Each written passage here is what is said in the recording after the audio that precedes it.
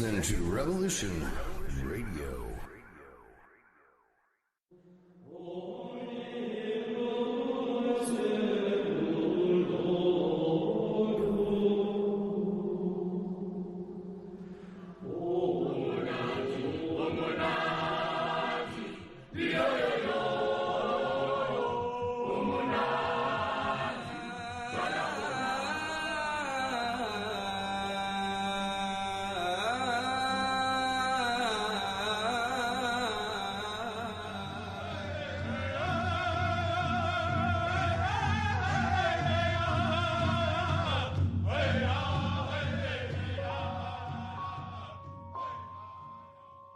Join Revolution Radio every Wednesday, 8 p.m. Eastern Time on Studio B for Momentary Zen with host Zen Garcia at freedomslips.com, the People Station.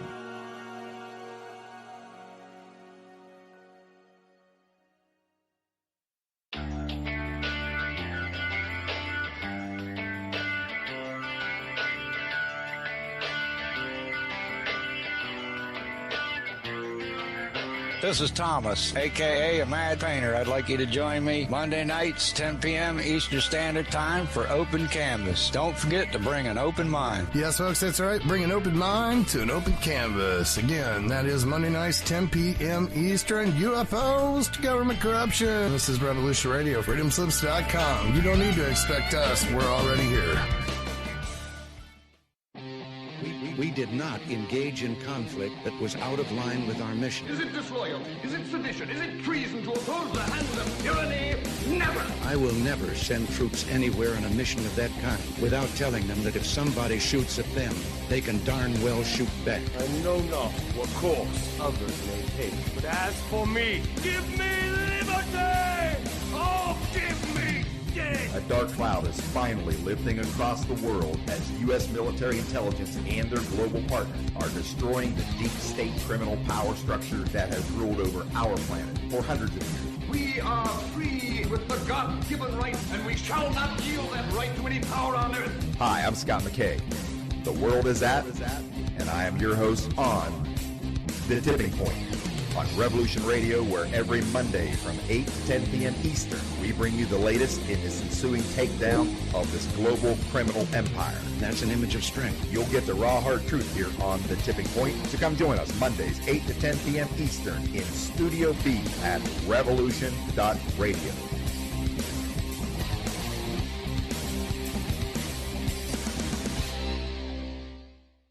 This is the People's War. It is our Mini Ice Age Conversations covers changes in our climate due to a new and intensifying grand solar minimum, and the media overlooking, downplaying, or burying cold weather changes occurring on our planet. This is in order to keep the global warming agenda steaming full speed ahead. I do this podcast and radio program because we need to begin conversations on how to adapt our food growing strategies long before 2030 as agricultural zones shift, affecting global crop output. But very few mainstream media outlets are talking about the most important issue of our time: cold weather crop losses. Our sun is going through a 400-year cycle, which has effects on our weather patterns as our magnetosphere weakens and the jet streams go out of flow. It's not CO2, it's not you, it's the sun. Are you ready to thrive in the grand solar minimum? Then join me for Mini Ice Age Conversations. I'm your host, David Dubyne, creator of the Adapt 2030 Mini Ice Age 2015 to 2035 video series. And I do welcome you this evening, this morning, or this afternoon, wherever you are on this beautiful blue planet. Yo, Earthlings. Yeah, we have to take a moment out just to be thankful for what we have here. Did you breathe fresh air today? Did you drink fresh spring water? Did you put your feet in the grass? Did you watch a storm come in? What did you do?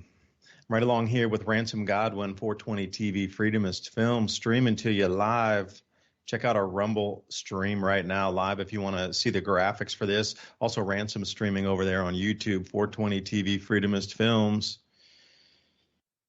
So what should I talk about? It's going to be an A or B question. I'm going to let Ransom choose the answer here. So we can talk about A. Why do plants need calcium in the first place? Talking about more common plants that will do better with more calcium, like apples, broccoli, Brussels sprouts, cabbage, carrots, celery, etc. Or should we talk about ships' entry into the Sulina Canal being restricted? I don't know. Ransom, that's an A or B choice for you. I don't know how you want to play the night. We should stay positive in the vibe, or are we going to dive into something over the week that happened, but also offer solutions? Obviously, if we talk about the problem, there has to be a solution with it. So Ransom Godwin, 420 TV, Freedomist Films, David Dubyne, Revolution Radio, Studio B, 10 p.m. to midnight every Thursday. Ransom, welcome. How's it going? Smooth. I guess we'll go with B because, the reality is even though we could talk about lots of positive stuff about gardening and all of that, for the rest of everybody that doesn't garden or didn't prep or whatever, hard times are coming, and they're really happening right now, and you can start seeing it. So I didn't even hear about the canal thing. So, but that just interconnects to everything else I've been reading, and it seems the crazies of the world, from Davos to supposedly the heads of nations, are going to go ahead with their plan to depopulate, war, famine, disease, pestilence, all of it. Wow.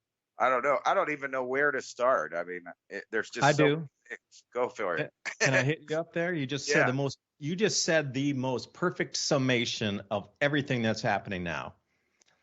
Because I was talking about a very specific gardening technique by adding calcium to the soil to get certain plants that you would grow in a garden to grow faster, better, with higher yield, and fend off the insect pests naturally. But you said people who didn't prep and people who don't grow their own food, those are the ones that are going to have the most problem. So you framed it up already. If you're not getting ready to either grow your own food or go buy some extra stuff and put it in some jars that you can find somewhere and get ready to be able to purchase foods right now and dry them out. Like you can get 20 pounds of tomatoes for $10 coming up here in the next month or so. How would you dehydrate or store 20, 40, 60, 80, 100 pounds of tomatoes for when stuff's more expensive or not available? Again, Ransom, you perfectly hit that up. Now, if you're not prepping or you're not going to be growing your own food, you're going to be at the behest of everything else we're starting to talk about right now. It's all going to sweep you downstream like you're in a flood, in an uncontrollable flood. You got no way to swim, man. There's sticks sticking up. There's whirlpools. Things are moving, crushing in on themselves. It'd be very difficult to, traverse through those waters versus either just in a freshwater spring, laying on your back, looking at the birds flying around, something that easy. It's going to be that different. So these ships' entry into the Sulina Canal, and I'll read this one. It's interesting. The agency that's overseeing operations in the Black Sea Canal, temporarily halting vessels moving toward either Ukrainian, Romanian ports. Now, they're saying it's a huge backlog. I'm saying there was just a massive storm across the Black Sea that ripped apart all of those mines that were in place, and the Black Sea is floating with hundreds and hundreds of sea mines that are just under the surface, and without sonar, you're not going to pick them up. Most ships and commercial have radar. So think about World War II when they used to mine the canals or mine the shipping channels. So they were hoping to that one of those cargo vessels or whatnot would just run into it, but they had to lay tons of them. Can you imagine how many mines you need to put out in the Atlantic Ocean to mine out a shipping lane, a sea lane that could be 20, 30 miles wide, and try to lay that many that you hope something bangs into it and shapak, and then they sink a couple freighters? That's what just happened in the Black Sea. And now Russia's like, oh, shoot, you know what? Whoa. That's too many even for our own military vessels to get through. We're going to have to start demining this place. And you know what? We'll help you all because there's so many mines floating free after this big storm. So amid huge backlog or amid Ukraine backfiring, mining the waters that broke loose that now have floated across the entire Black Sea when they were mining their own ports so the Russians couldn't get in and take them over. All those broke off and went out into the open, more open Black Sea. This is the kind of thing we're up against. So if you think there's like a blockage in food shortage because the port was closed, now there's thousands, I don't know exactly how many. I'm going to have to get a tally because it keeps changing by the minute. So you just don't know how many mines stayed in place with their chain anchors or actually broke free. It's an unknown. But anyway, there's an enormous amount of underwater demolition mines meant to sink vessels. And they don't discriminate. If you touch them, they blow up. They don't care where you're from, what you believe. If you got a unicorn on the side of the hull, it doesn't matter. That thing is going boom.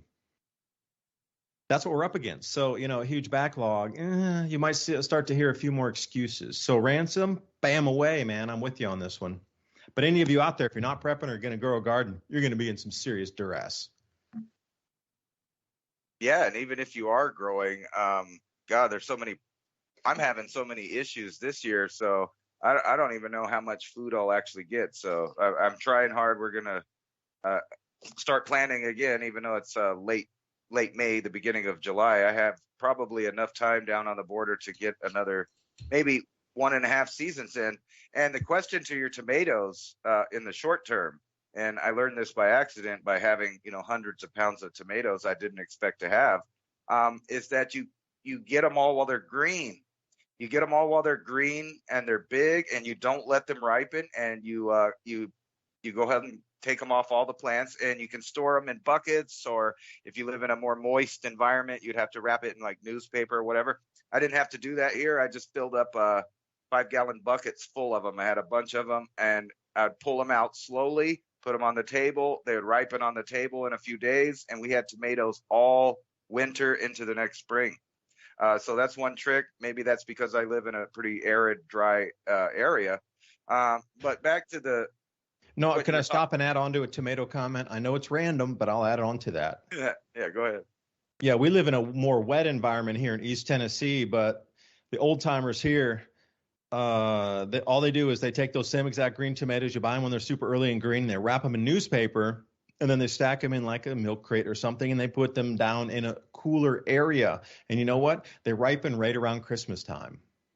So that's, I know, random that I also had a ripen green tomatoes early story for later. And I just piggybacked on top of that. Yeah, that's awesome. So pretty much what you're saying about this canal thing is that's one port that they're already starting kind of shenanigans to shut down transit and deliveries and all of that stuff. And I don't know if you've heard this, because I know you've had what's his name, Jeff Nyquist on a couple of times. And I saw this great interview where he was talking about this leaked audio from China about their war plans. And I have some info on that. Yeah, and if you remember, I don't know how many shows back, I kind of talked about that, and I brought up, maybe a small nuclear exchange, and we were talking about how all of the trade would be shut down in the South Pacific, which basically is the entire Pacific. And then they would be saying, you can't get this here and you can't get that here. But now that we have these leaked audio, they're doing exactly that. So they're pushing out. They have these two walls that they view, and one stops right about Japan, and the next one is well out into the Pacific, and they are making their move, kind of like we thought. And Biden had that gaffe the other day that said that we would respond militarily if Taiwan was invaded, and then within the same day the White House backtracked that. And in response to that, Taiwan said, we're going to do some drills right on top of it. And they're pretty much admitting that they will be doing that probably this summer. So you can look forward to that. And you can see the correlations of the South Pacific being controlled to the Japanese Imperial Empire in World War II. And on the other side of the world, over there in Europe, you have the Ukraine and the Shatter Belt. We talked about that last time, which is the exact same way that World War I and World War II started, right in that same area. And this is what they're doing. They're just reenacting World War II with different factions this time. And China is going to go the route of Japan and seize control of almost all of the South Pacific and Pacific trade routes. So you can guarantee that they'll be in control in that, and that they'll be trying to make deals prior to war with the United States and others about letting their shipments through or not through. And this is and also the Pentagon and White House had to admit that these plans that the Chinese have are very troublesome. And we're talking about full-scale nuclear war in really low populated areas in the ocean. But the scary part is that, judging by Chernobyl and all of the other things in Europe is not scared of nuclear. So, you saw those Russian troops dig in foxholes in the satellite photos. Obviously, they're letting up radiation, but the whole control of that area looks like a place that the world elite has already designated as a lost area. They've given up on letting them grow food there. They're turning it into a war zone. It's expanding daily with all of the other nation states in the so-called UN NATO states, UN. It's almost the same thing. They've made it so confusing that when we're talking about NATO, we're really talking about the United States, because the bulk of the money, military power, and everything else lies within the United States. So when they say NATO is doing this or that, that's saying that the United States is doing that along with the other Anglo-Saxon empire countries like Australia, Japan. I have a weird feeling that we're going to see Japan flip to a more Chinese-friendly stance in the near future, and kind of break ties with the United States, because they'll be forced to. They'll be surrounded by Russian and Chinese, assets all over the area, and those are the two countries that we're lining up to go to war with. And the whole thing seems to be a plan amongst the world government above the nation state, to basically this time around end the nation state and have a war of all wars, kind of like they did before, where they get rid of all the borders that are having issues, promoting their world government. And that's exactly what they're talking about in Davos right now, is ending the nation state and turning every single last human being on the planet over to a crypto digital system with no real money. And they will decide who distributes resources around the world. As you can see, they did that here, where we've given almost $50 billion to the Ukraine effort. That's a lot of money.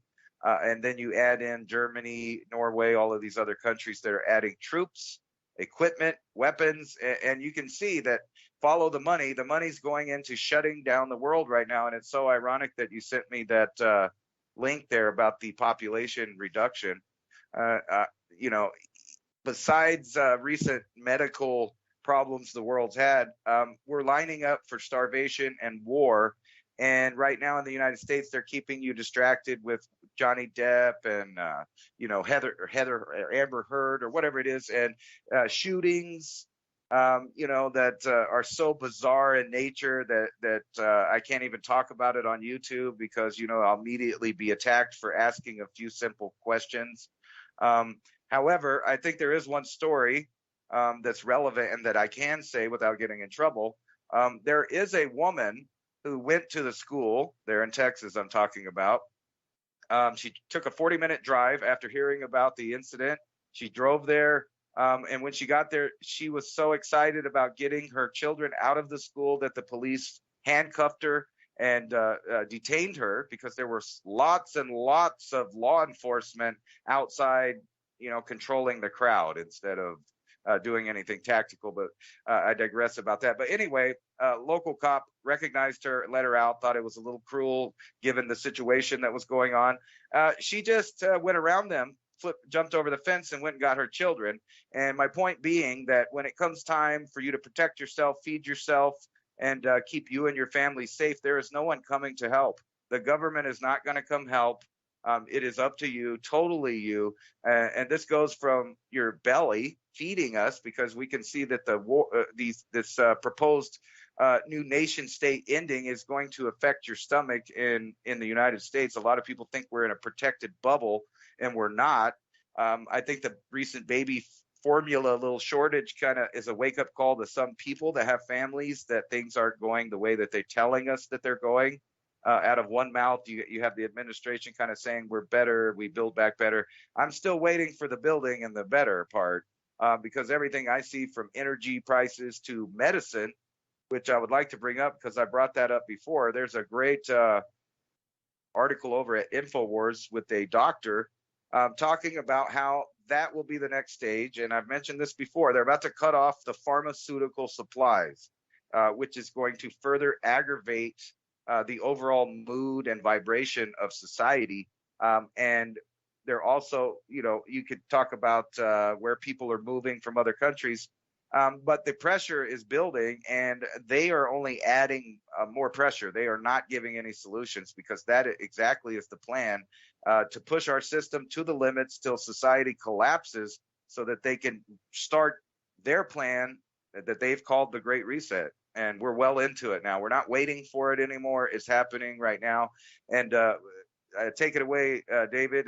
And while you're talking, I'll show some people some of these things that Davos are talking about literally hiding Wi-Fi chips in your pharmaceuticals, your food. I mean, I could go on and on. They are not going to stop. They're going all out to the wall this time in track and tracing and reduction of population. That's just my opinion, but that's what the overall internet is telling me at this time. Well, unless we stop it, I mean, collectively as a planet, we need to stand up and say, no, this stops now. And you are all under arrest, and we reform governments and do away with central banking, and at least start local economies trading within themselves. And if you go back to the Great Depression, you start to see that even though there was no money circulating at all, none, no loans, no paper money, nothing. The entire money supply dried up to pretty much zero. So towns still made their own currency called a chit to trade amongst themselves that worked as a unit of value, that when the money started to come back in, which nothing goes to zero forever, that when it did come back in, whatever the units were would be converted back into the American currency, and those chits would be paid off over time. All right, they started that organically. So to say no to this whole reset, to say no to this full banking system that robs you of 2% per year through inflation, just say no, we go back to the local again. And I know within that there's still has to be some centralized production of things like steel, for example. You can't run away and do some moves like China did with the backyard furnaces and trying to produce steel in your backyard by burning your antique furniture in your home to get temperatures hot enough. Everything cracked. It was terrible steel, horrible. The quality was ridiculously, unbelievably low. But it was still steel, and it counted in the books of how much steel you produced. Okay, well, doing it in a centralized area is going to give much higher quality and the same result. That could fabricate and then move out. But in terms of coming back to your self-sufficient, we don't need most things the government gets us. Like, you're paying taxes this year for what? What are you getting as an American citizen? You're funding regimes overseas. You're transferring wealth from the general public into just a very narrow band of industries that were the recipients of most of the cash this year. And the World Economic Forum was laughing when they were laughing at us saying that thing. Oh, yes, the pharma industry was the biggest recipient of COVID-19. It was the biggest earnings in human history. Ha, ha, ha. That's what they were doing there at that thing. Yeah, it's planned. So all we have to do collectively is say no. But how do you get mask wearing, katoing, yes, sir, put it on the first day, mask wearers, to say no, we stop this? Or even the brain dead. I mean, there's always going to be a percentage of the population that's the brain dead. How do we get them to say, no, it's too uncomfortable, even though I'm brain dead, I'm a zombie. It's still too uncomfortable, even those, I eat 100% factory processed food out of a bag, fast food meals every single day, but I still say, well, that's way too much, can't go any further. Now, how do you get that person on board? Because I give you a couple predictions here. Now, I'm going to ramble through a couple things, and I think they do connect. So the entry into the Salina Canal and everything's mined across the Black Sea. Like, there's really going to be no shipping. You could talk about Russian military stopping it and having convoys look for like rogue ships or whatever. That's a waste of time. The whole entire Black Sea is mined now with mines that broke free after the Ukrainians mined their ports and mined the coastline. All that broke free in a big storm and is like rolling around the whole Black Sea. Nobody knows where they are. So here it is. Like I'm going to make a couple predictions. Freight price. Here's a strange prediction. Freight prices are going to drop across Europe because of this. And then they can say, oh, talking heads on MSNBC, you can say, well, see, everything's resolving itself in the supply chain. That's why the freight rates aren't so high at record highs anymore. Well, I'm going to say insurance companies are saying, yo, freighter company, we're not going to insure you if you go into the Black Sea. There's mines everywhere. So there's going to be no routes there. So obviously there's going to be more now supply of freighters on the market because the entire Black Sea is no longer deliverable. Seriously, you're not going in there with that many mines floating around. One of those hits your vessel, it's gone. It's 100% loss for the insurance company. So they're not going to insure any vessel going into the Black Sea. So think about all the extra capacity that's suddenly going to get rerouted everywhere. Well, that's going to drop the freight rates, especially around the Mediterranean and Eastern Atlantic Ocean, along Europe and Western Africa. It's going to drop. It's not going to make sense why the freight rates are going to drop, but that's it. And then, you talked about the first line and the second line. And as you were talking, I had an image coming to me, flash literally in my mind. And this is where I got this info. This happens a lot, though. That's how I see a lot of things that I have looked at before in the past. And I look at it, you can just see it. It's like a picture that pops in like, boop. Okay, look at the picture and describe it. And you know exactly where the location was.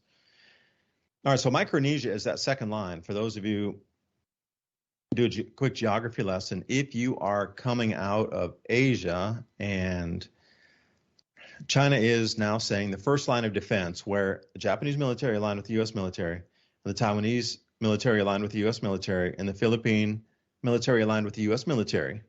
If you go up that entire line of chain, it's one huge long stretch of islands all the way through Japan, and there's a little tiny window in there coming out between Japan and Taiwan. Otherwise, you're pretty shallow all the way down to Indonesia as well. And you're not going to be running an aircraft carrier through that. There's no way. It's way too shallow. So you're going to come up above Taipei and go north to Kyushu Island, and that's it. That's the only area of water that can transit any kind of major military traffic. So they call that the first line because you kind of bottlenecked them in there.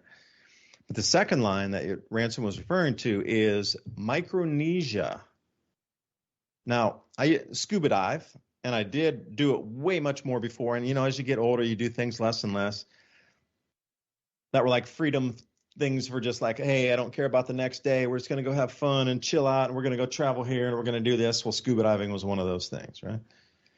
And it was cheap back then. You could get a tank filled for a couple bucks and go out and do a shore dive or jump on a boat out there. It's just super cheap stuff back in the day. I mean, things are so ridiculously expensive now. It's unbelievable. Like if I say scuba diving, oh, that's a rich man's sport. No, it was when black suits were black. Like they didn't barely even have color yet, and you always had to carry a knife on your leg, and you got tanks filled at the local shop. That's the kind of scuba diving I'm talking about. And then obviously, how much was the refill? $2 for a refill back then, or $5? It was something like that for a refill on tanks. Micronesia was one of those places everybody wanted to go, including myself. I wanted to go to Palau. Because in Palau, it's it's deep waters that come off, but as the atolls formed, the volcanoes, etc., eroded, there's a lot of shallow water areas between like these islets is what they call them. And super amazing sea life just drops right off there. And also, in Micronesia, there's a couple ancient cities that are 150 feet in water that are so tall that the tops of the structures are above water a few feet today, which I'm wondering who was constructing temples at 150 foot in depth that reach to the sea level today. So there's some history there, along with Yonaguni that's off Japan. It's in the same island chain right next to it.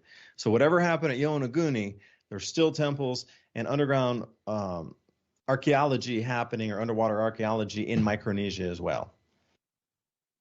I've done a couple videos on this, and I wanted to visit the place. I'm so fascinated by it. And there's these inland lakes where jellyfish swim with you, but they're non-stinging jellyfish. So imagine swimming through a lake with like 1 million jellyfish in it, I mean, big ones too. They're about 3 feet across, 1 million of those, but they don't sting and they just exist and you just swim through them. It's hard to explain, but I wanted to do that. There's a couple military bases out in Guam. The largest military presence in the Pacific outside Hawaii is a place called Guam, which is the first islands you get right when you move out of that area from Japan to Taiwan. When you get outside that open ocean area there in the Pacific, the first islands you come to are Guam and Micronesia. Because Guam is a super famous tourist island right now. It takes like an hour and a half to fly from Taiwan, or is it 2 hours? And boom, you're right there on the tropical beaches, and it's American style. It's U.S. territory, along with all of Micronesia, Kosrae. That's in a micro. So what are they? Kosrae, Yap. That Yap is an interesting one because it has the giant stones that were money, like chits that I'm talking about from the 1930s, that are rolled around between people's homes. And those are what they use for the true currency of the island in some sort of larger transaction, are these stones that are rolled around. They must have value off planet too, because whatever it is about these stones in Yap, Y-A-P Island, you got to check these things out. They actually still, to this day in 2022, roll those to another person's home when a transaction is made. That was that. Ponape, Truck Island is where the big Japanese battles were, where you can dive on dozens and dozens of sunken World War II ships there. And the Japanese army, when they were retreating, just dumped everything into the sea right off the shoreline too. So wherever there's cliffs, there's like piles of tanks under there. But it drops off super steep. But a lot of those tanks got caught on the shore, like they didn't roll way down into decompression depths. They're right there at the surface, stacked on top. There's all kind of incredible amounts of World War II wreckage all along that island at Truck. Now, some of it's a little bit deeper diving. You're going to need to use nitrox and get down there and do something like this. But those are what you're talking about, the second line of islands. Now, if I was going to project, and you mentioned it, a small nuclear exchange in an area that would have no repercussions for the rest of the world, possibly. So that leaves us with the original test spots, Bikini Atoll, the deserts in Nevada, the Pacific Islands. So what if they were to have this aggression going and then they nuked Guam? Because it has most military outside of Hawaii in the United States fleet in the Pacific, right there. Again, it's a part of America. It's like wiping out New York City, just it, but nothing else was damaged around it. So you're going to wipe that out, take out part of the fleet, wipe off part of the GDP of America in an instant? Perhaps that's what it is, because I think this information coming tonight is pretty interesting. That little gap there, the next islands you go out to are exactly that. So they would have to clear it to get their fleet out, or their, what you talked about, Ransom, these 900 freighters that are supposedly being secretly loaded in Chinese ports. That's why they're locking down everything with COVID in the ports, so nobody can see what they're loading on the ships. They're going to send all 900 out.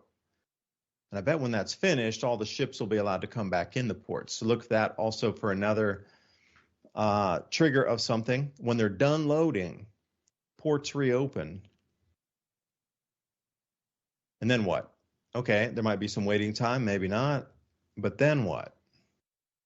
They're going to be on the move. And if any military is going to try to transverse and get to the United States, they're going to have to pass Guam. But if Guam was taken out, there's really nothing there until you get to Hawaii. So think about that as a military historian. If you could take out just one position, it could advance you 2,000 miles further along the front for removing one position versus having to fight your way through the entire way across. And now who was I talking to before? And they were a military historian was saying that has been the general's dream for time immemorial during war. I don't care if you go back to the Phoenicians, way back, the Hittites, the Sumerians, doesn't matter. The wars of attrition, the wars through history for the last 5,000 years. The dream of the generals is to pre-station or pre-position weapons and assets in the country you're going to invade.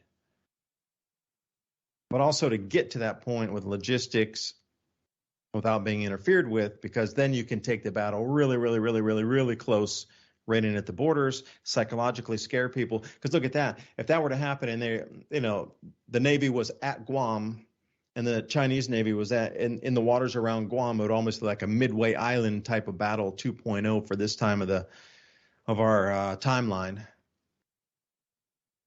But psychologically, it's just a battle at Midway. It's not really here versus, all the ships were sunk in Hawaii or in California. Now think about it. If all the ships were sunk in like Santa Monica or offshore, Los Angeles port, what would you think?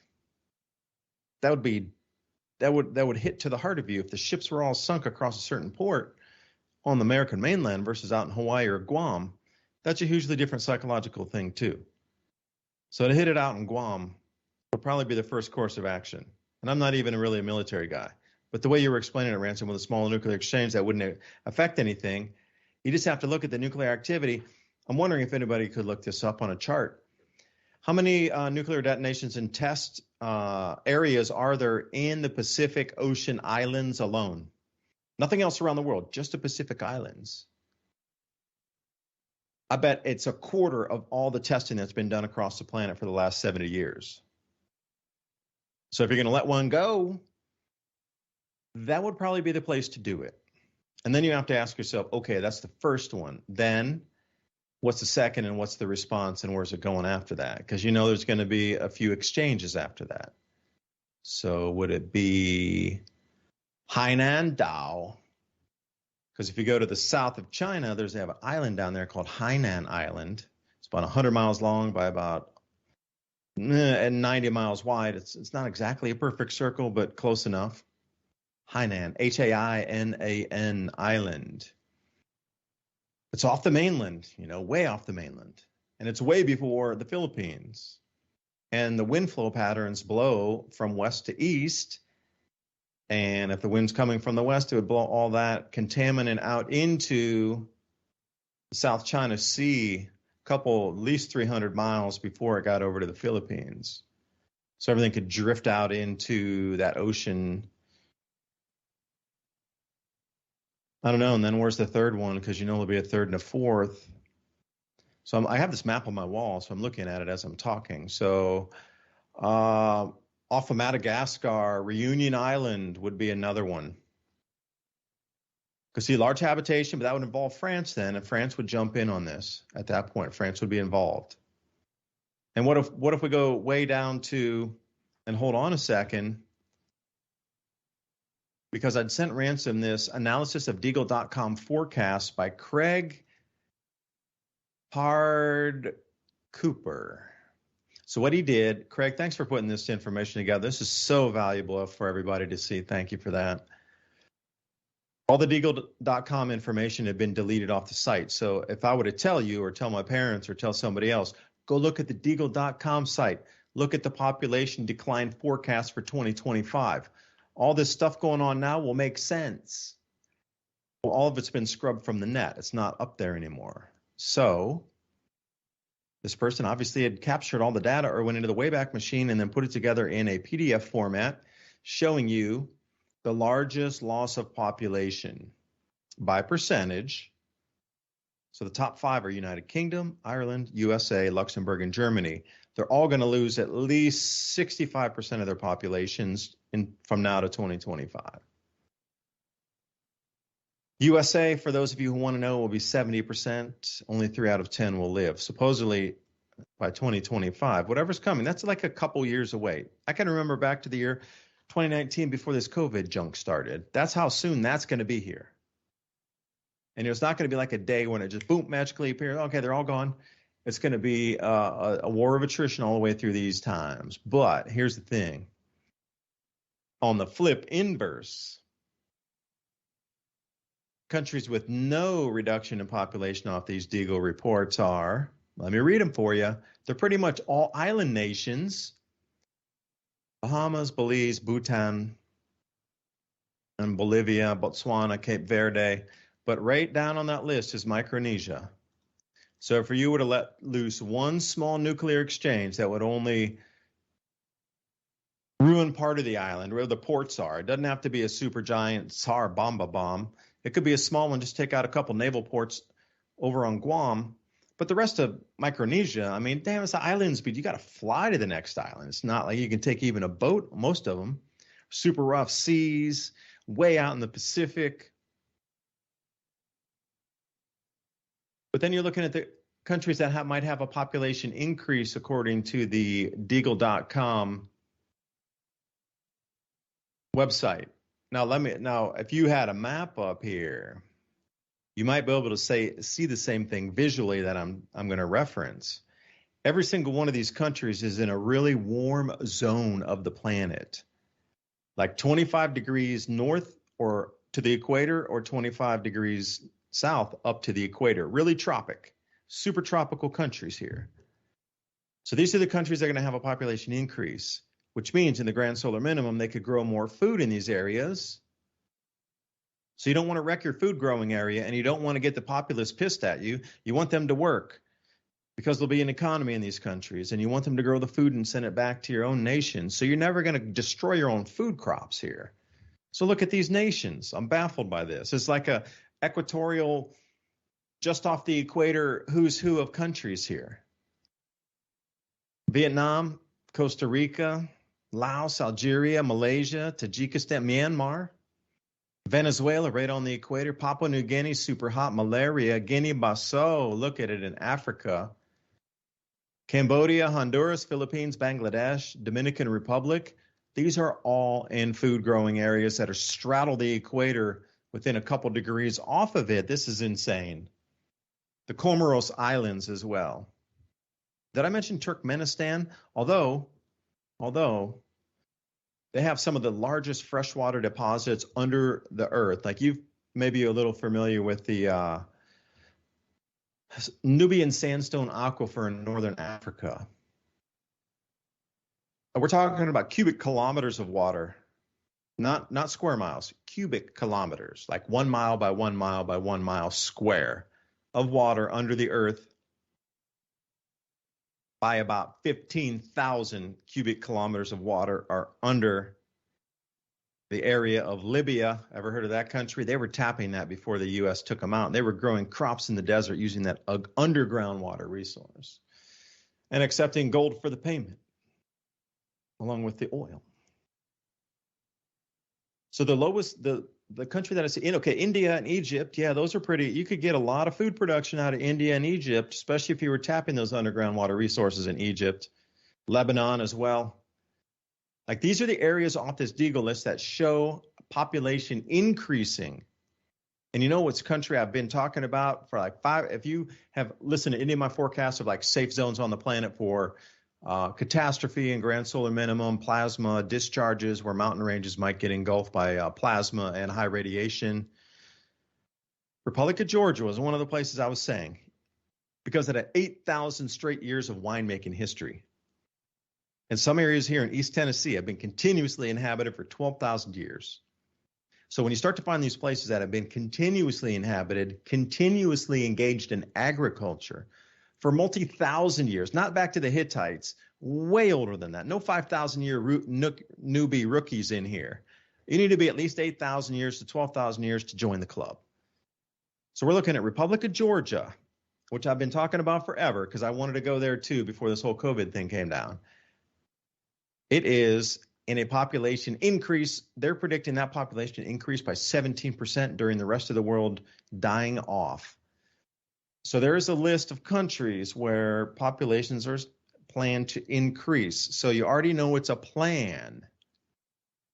There's a lot of countries where there's going to be they already put it here, no culling. And again, if you look at them, this list is a little bit longer than the increases, but there's a lot of 0 on this list. Bahamas. You start to see these islands nations here. Fiji, that's in the South Pacific. The Maldives, Okay, that's a stopover port for the Chinese Navy. Samoa. Okay, that's way out in the Pacific. Even if they had a nuclear exchange over in Guam, that probably wouldn't get a fallout.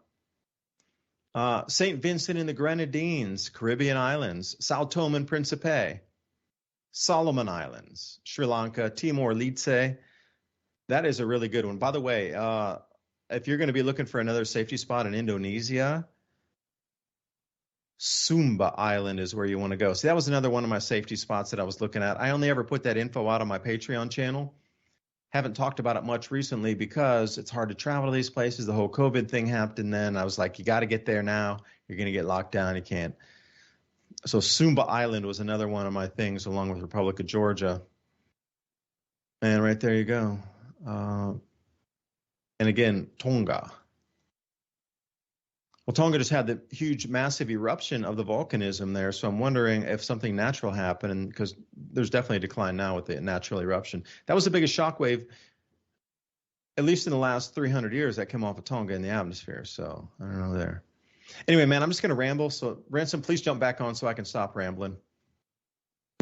No, I was listening to what you were saying. I was actually showing everybody a Google map of the South China Sea and the East China Sea, and you also have the Philippine Sea, and you can kind of see the three-dimensional line, like you were talking about, of the islands from, or at least the landmass from Japan to Taiwan, and from Taiwan down to the Philippines, and that was their first line that they put on their war plans to take over. And then after they got that, and then I want you to keep in mind that Japan falls, and so does South Korea, falls behind this line. So everything, from Vietnam all the way to the Koreas, they plan on taking it. And then when you look at this map of the Philippine Sea, you see that you have this super, super deep water, what you were talking about earlier after the drop off. And you have the super, super deep water. But once you come out here to, further out into the Pacific, kind of straight down from Japan, you see this big, giant ridge, and that is the exact place of their second line. So what they're saying is that they're going to take every island, that they want every island, basically from Vietnam to the Philippines, all the way up to Japan, as part of their new territory. And this will start with Taiwan. And I kind of wanted to move off to another subject. I sent you a link talking about insects that the Chinese government was accusing the United States, if I can find it, here it is. Chinese regime conspiracy theory, U.S. creating insect bioweapons to cause famines. Now, I just thought this was ironic because of the time period that we're going in, and the topics that we've been talking about is a worldwide food shortage created by man, and we can talk about cycles causing this later, but I did notice a pattern in the news. And I always notice these patterns, and I'm going to say 85 to 90% of the time when I see a pattern, it shows up in the news as fact or happening shortly after that. So let's look through these. So first you have the bioengineered aphids conspiracy theory from China, saying the United States is attacking him. And then you move over here. Sorry, that's their concentration camps. Western powers sound alarm about China. I'm sorry. That was one I had up there, but it was showing, harsh treatment, what's going on in Japan. But we'll skip past that. Western powers sound alarm on China's plan for South Pacific. Basically, they're worried and they know that things are moving this way. And then at the same time, in the headlines, you see documents shed light on secret U.S. plans for apocalyptic scenarios recently released for the public to read, talking all about how they would deal with all of these different apocalyptic scenarios, including and mainly the aftermath of a nuclear attack, when the president may activate wartime powers for national security emergencies, basically suspending the Constitution. And then here's another article: Chinese interest in U.S. ag assets could pose security risk, federal report says. So here you have people egging on the government to finally stop Chinese ownership of our agriculture. It's a little bit late for that. They own quite a bit of it. I think their only main competitor now is like Bill Gates and some other people. And then here's these weird side note articles, I would call it, that kind of for some reason make me feel like they're part of it. So from the aphids theory, and then we get over here to some real stuff. Mexican experts said Monday 35% more monarch butterflies arrived this year to spend the winter in the country's mountaintops. But you can also find out 80% of those monarchs are not coming to the United States anymore because they die off from pesticides. And the species of flowers that they like, we consider weeds. We get rid of them. So the population of pollinators is declining in America while increasing in the Yucatan Peninsula. So keep that in mind. Here's another one. Moth species not seen since 1912 was intercepted at the Detroit airport in some seeds. And it goes on to talk about this larva as being a super crop killing moth from Sri Lanka, and they haven't seen it since 1912. Just in time for today's stuff. I have a feeling you're going to see a lot more of this bizarre insect reporting. And they're talking about, look, right here, experts confirm that such a non-native insect had the potential to defoliate forests and feast on contaminated crops. Now, remember last time we were talking about the invasive worms that eat up everything on the forest floor. So if you start adding this, you can see where even nature is kind of throwing curveballs, but it also seems like there's some kind of directed motion to, stifle crop growth with bugs, which would also, get the need for more pesticides, which I'm pretty sure are in short supply right now also. So if you're eating or you're supplied with the main GMO 90% of the corn, wheat, and everything out there that makes all of the products, you may be hungry in the near future. After the stockpiles are gone, they're actually going to have problems. So you're kind of stuck eating gross food, and even the gross food is going to start disappearing in massive numbers here. And this is just an indication right here as some of the tricks up their sleeve that you might expect in the next, I'm going to say 6 months. So, I remember the last couple of years you were talking about the massive waves of locusts and stuff in Africa and different places. India is one of them. So we're well into like a decade, honestly, if you want to think about it, of things that keep crippling agriculture as far as a worldwide thing. But don't worry, the world government is about to take control and bring us into, order out of chaos and save us from, all of the guns and famines and war and everything for one last fix, if you believe that. Again, I don't. I say we all have the ability to say no to this, that we need to exercise that thought. Because I really believe that this construct that is around us in the ethereal, the vibratory patterns, is getting us deeper into the pattern that they want to hold on this third dimension vibration pattern. And if you look at cymatics, and I saw the coolest imagery today where they had a turtle shell, but then they could match it to, I think it was like 1058 hertz, where they had the salt on the black pan and they just changed the frequency on it and it changes shape. Well, they found many different patterns that look like tortoise shell patterns in the cymatics. Well, it's the same thing. It's almost like these world people are tuning the frequency through the media, through the messaging, through the imagery, to get us to tune into a certain frequency of density that then sets a vibratory pattern that they control. But if enough people said, no, I'm going to create my own frequency, I don't believe in that, I'm not going to accept it, and I say no to it, that's an entirely different frequency. It's just about the thought and the belief patterns of billions of people need to change. They don't even have to take action. They need to think it, and it stops. See, that's the whole scariest thing is, like, once you get that principle of billions of people just thinking something, they don't have to lift a finger outside to do anything.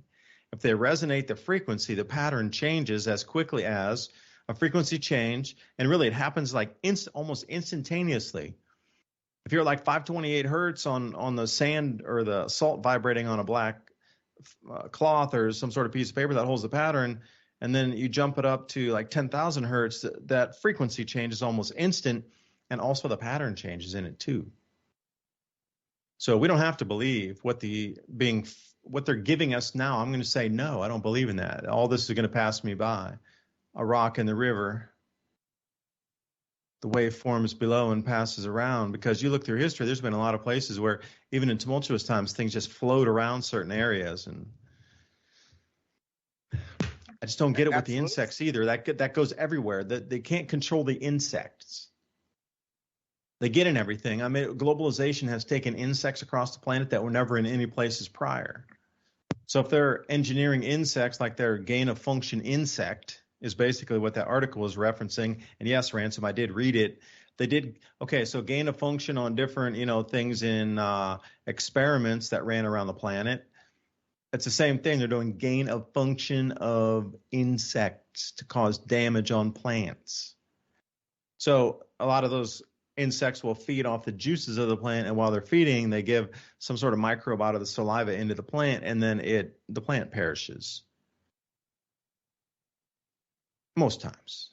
But they've done it now where wherever this even one insect lands, usually it'll take a couple hundred or 1,000 insects to feed off an area, off plants, before they'll really start to get stressed and then eventually die off if they're overfed on, like a grasshopper infestation. But these, the way I was reading it, Ransom, the way I was reading the article was these insects are being genetically engineered that even one insect biting on one plant would cause it to die, as it would take hundreds or thousands of other insects, which scares me because that can go anywhere on the planet at any time. There's no borders.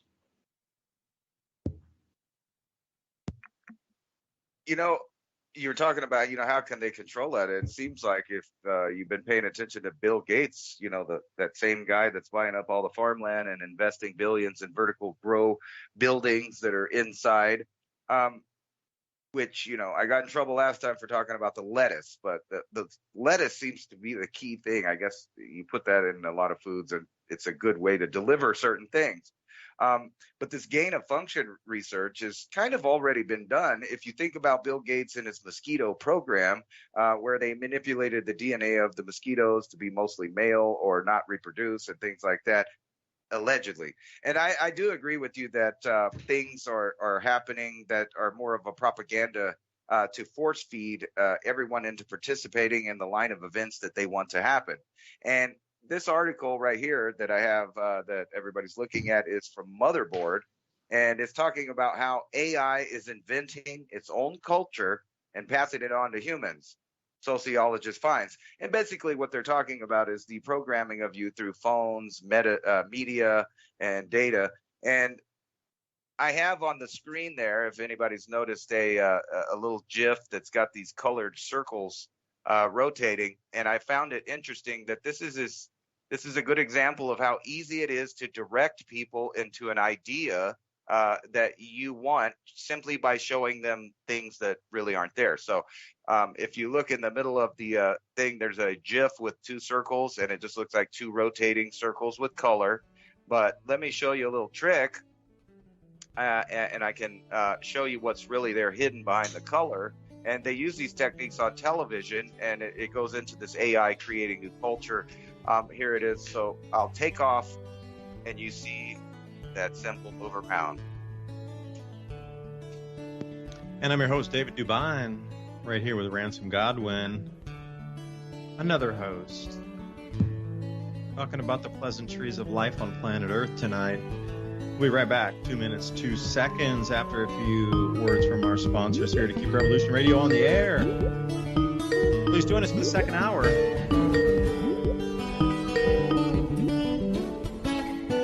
Listen to Revolution Radio at freedomslips.com, and we'll be right back after this message.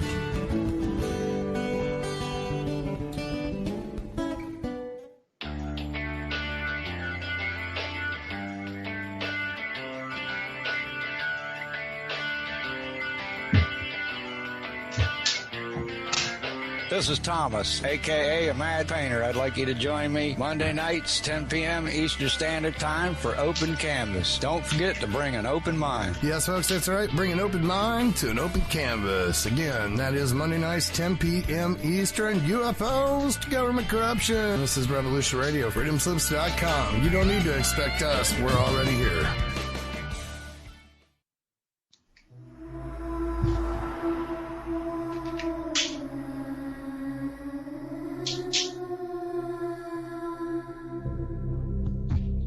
Are you interested in the paranormal?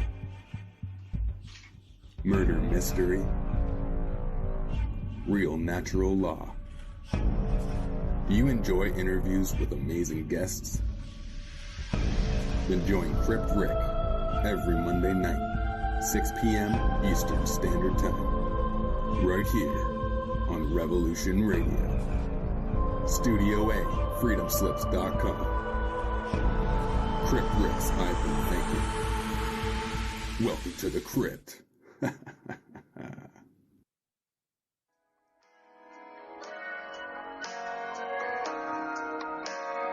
Join me at Revolution Radio, Studio B, at 11 a.m. on Saturday for Free Association, when we take a look at philosophy, spirituality, psychology, social issues, and geopolitics. It's every Saturday at 11 a.m. Eastern on Studio B at freedomslips.com.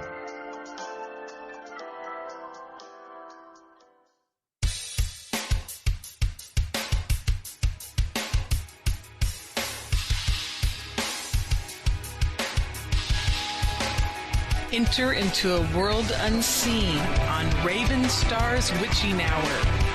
You will encounter eclectic topics from the realm of spirit brought into our matrix of truth.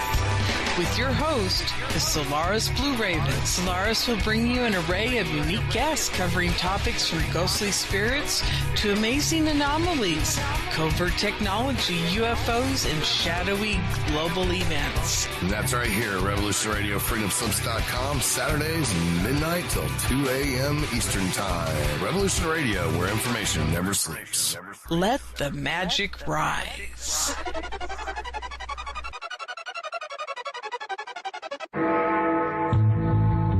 Galactic Interstellar Council on Revolution Radio, Studio A, Fridays at 2 p.m. Eastern. Join us as we traverse the starseed paradigm, as expressed in the time-space continuum that we know as the divine expression of love and light. Integrating this conscious unity into the galactic paradigm. So welcome all, both terrestrial beings and galactic beings as one. So be it. You're listening to Revolution Radio.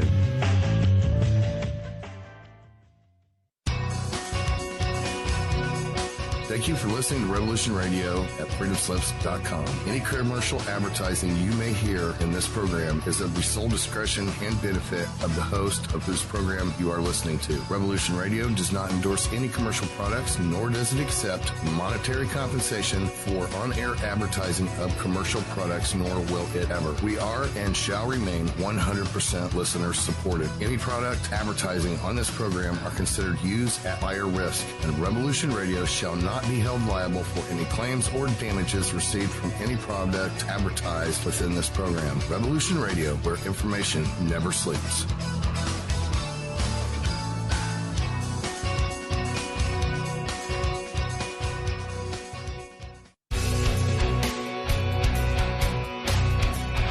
All right, thanks for listening while we took that short break here at Revolution Radio, freedomslips.com. And now we're going to get back to your host.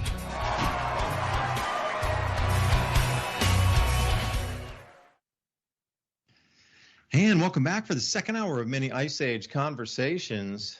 David Dubyne right along here with Ransom Godwin, 420 TV Freedomist Films. Revolution Radio, thank you for having us on tonight, allowing us some free speech opportunities as we discuss where China might move, what the food shortages might be, and now it looks like gain-of-function insects. That's insane. But again, how many times in history have we seen things go insane? It seems like a pattern, a cycle. You look back for the cycles in cycles of history. And again, I know Victor's right to history, so we don't even know if our history is correct looking back. And I could talk about Tartaria all night as one example, or battle of this, or battle of that, or ruler of this, or ruler of that. But please keep free speech online. freedomslips.com, Revolution Radio, donate tab. Now, Ransom, we were talking about this insect thing here. And really looking back through chapters of history, how many times have we seen an insect or a animal or some reptile brought into a country to try to eradicate a pest that didn't work? Like Australia is a great example of like the cane toad. They brought it in to eat what? I forget what they brought it in. But there was the different hours than the pest it was supposed to eat. One was a daytime species, and the other was a nocturnal species. So daylight, nocturnal, they might meet in the odd hour or two between their watch and the watch of the frogs.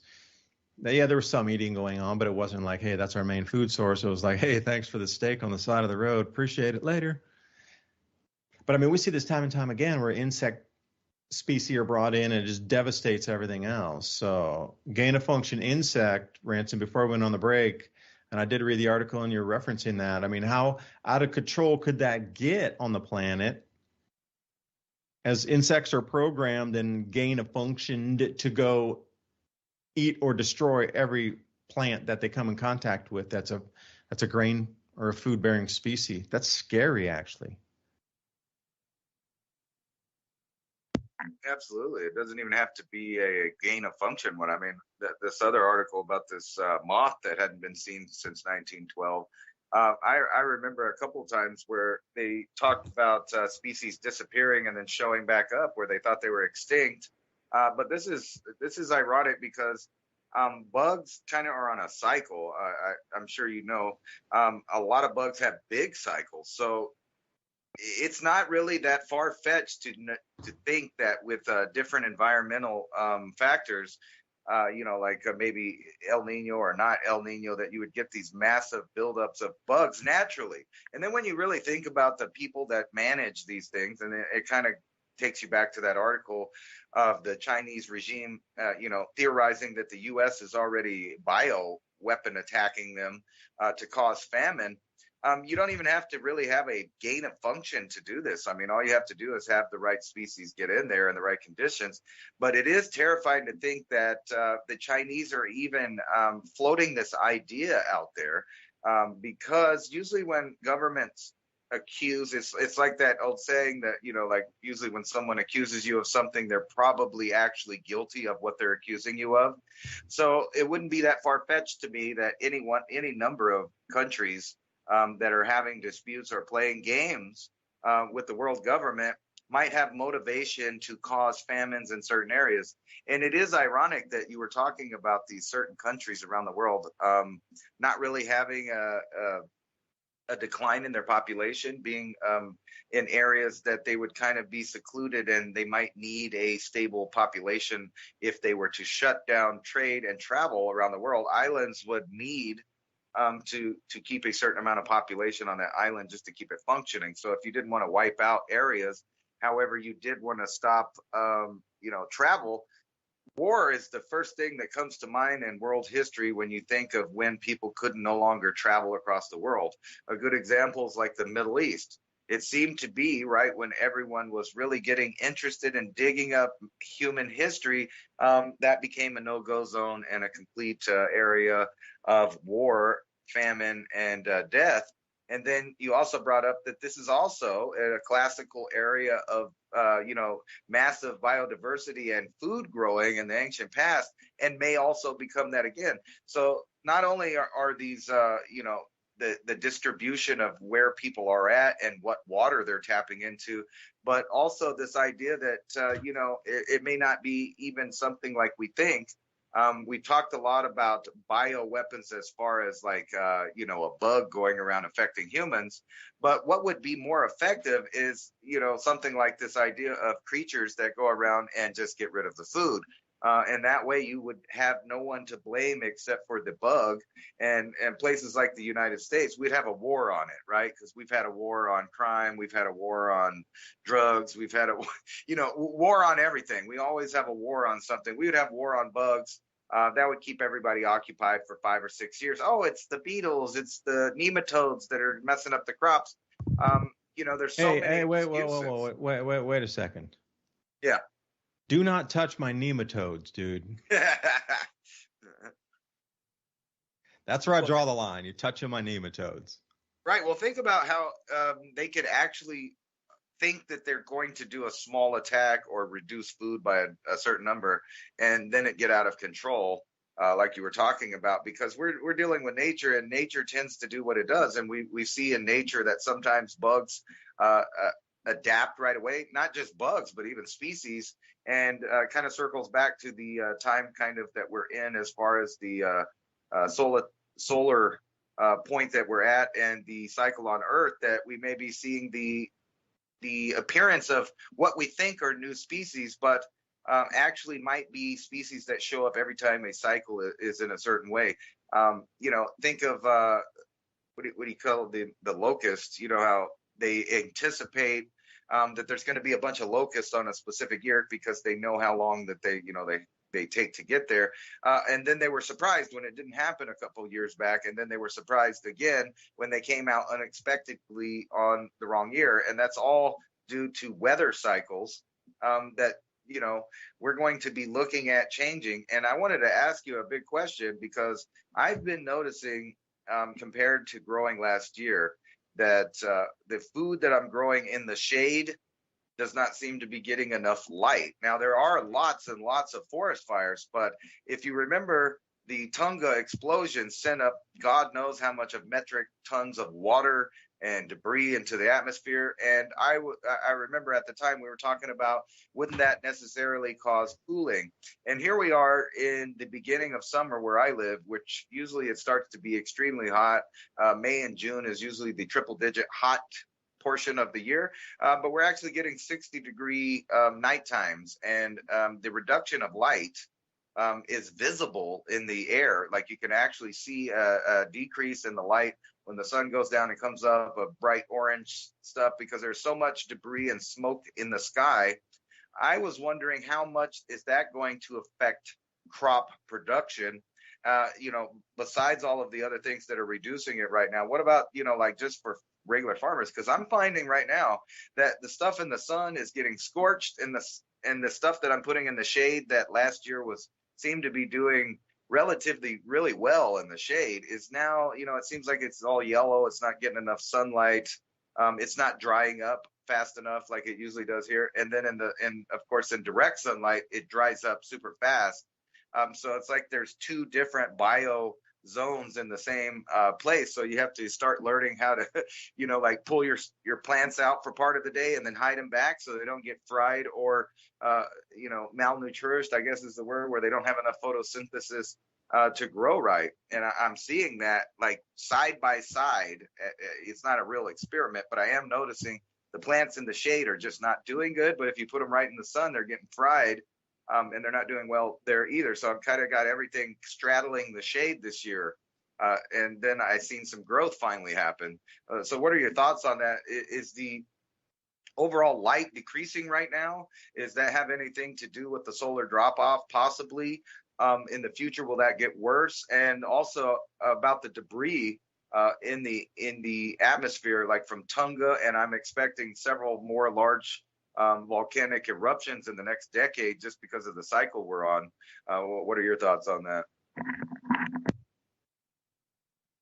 I'm looking at the electromagnetic field of the planet declining and actually moving toward 40 degrees east and out of the Arctic Circle.